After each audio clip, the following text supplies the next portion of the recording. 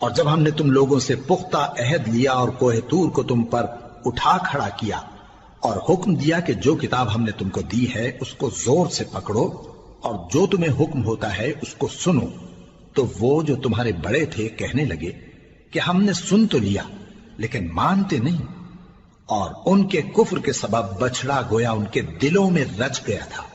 اے پیغمبر ان سے کہہ دو کہ اگر تم مومن ہو تو تمہارا ایمان تم کو بری بات بتاتا ہے۔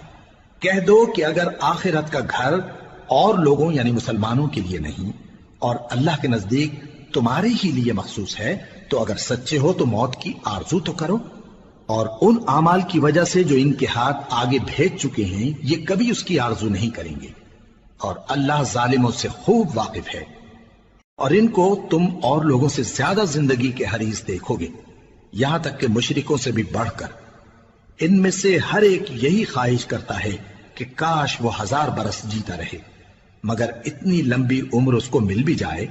تو اسے عذاب سے تو نہیں چھڑا سکتی، اور جو کام یہ کرتے ہیں اللہ ان کو دیکھ رہا ہے۔ کہہ دو کہ جو شخص جبرائیل کا دشمن ہو اس کو غصے میں مر جانا چاہیے، کیونکہ اس نے تو یہ کتاب اللہ کے حکم سے تمہارے دل پر نازل کی ہے جو پہلی کتابوں کی تصدیق کرتی ہے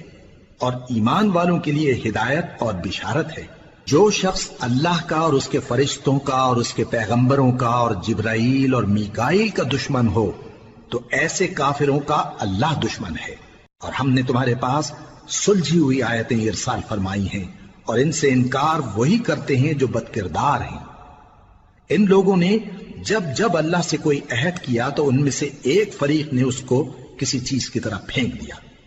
حقیقت یہ ہے کہ ان میں اکثر بے ایمان ہیں، اور جب ان کے پاس اللہ کی طرف سے پیغمبر آخر الزمان صلی اللہ علیہ وآلہ وسلم آئے اور وہ ان کی آسمانی کتاب کی تصدیق بھی کرتے ہیں،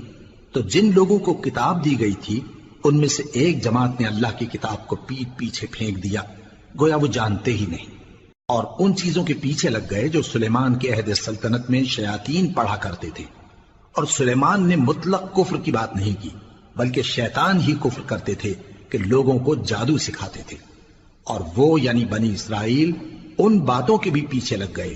جو شہر بابل میں 2 فرشتوں یعنی ہاروت اور ماروت پر اتری تھی، اور وہ دونوں کسی کو کچھ نہیں سکھاتے تھے جب تک یہ نہ کہہ دیتے کہ ہم تو ذریعہ آزمائش ہیں، تم کفر میں نہ پڑو۔ غرض لوگ ان سے وہ چیز سیکھتے جس سے میاں بیوی میں جدائی ڈال دیں، اور اللہ کے حکم کے سوا وہ اس چیز سے کسی کا کچھ بھی نہیں بگاڑ سکتے تھے، اور کچھ ایسے منتر سیکھتے جو ان کو نقصان ہی پہنچاتے اور فائدہ کچھ نہ دیتے۔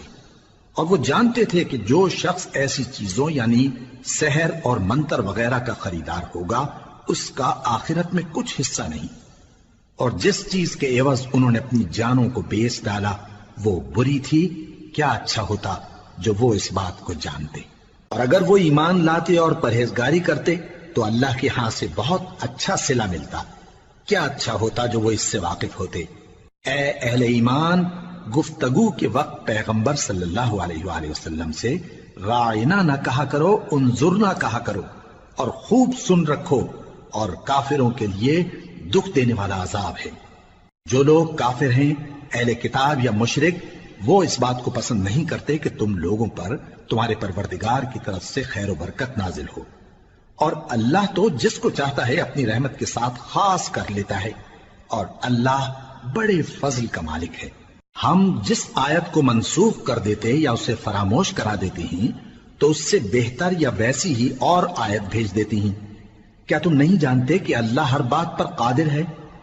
کیا تمہیں معلوم نہیں کہ آسمانوں اور زمین کی سلطنت اللہ ہی کی ہے، اور اللہ کے سوا تمہارا کوئی دوست اور مددگار نہیں؟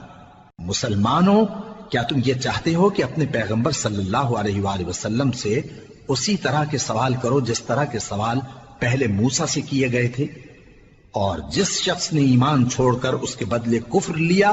تو یقیناً وہ سیدھے رستے سے بھٹک گیا۔ بہت سے اہل کتاب اپنے دل کی جلن سے یہ چاہتے ہیں کہ ایمان لا چکنے کے بعد تم کو پھر کافر بنا دیں، حالانکہ ان پر حق ظاہر ہو چکا ہے۔ تو تم معاف کر دو اور درگزر کرو یہاں تک کہ اللہ اپنا دوسرا حکم بھیجے۔ بے شک اللہ ہر بات پر قادر ہے۔ اور نماز ادا کرتے رہو اور زکات دیتے رہو، اور جو بھلائی اپنے لیے آگے بھیج رکھو گے اس کو اللہ کے ہاں پالو گے۔ کچھ شک نہیں کہ اللہ تمہارے سب کاموں کو دیکھ رہا ہے۔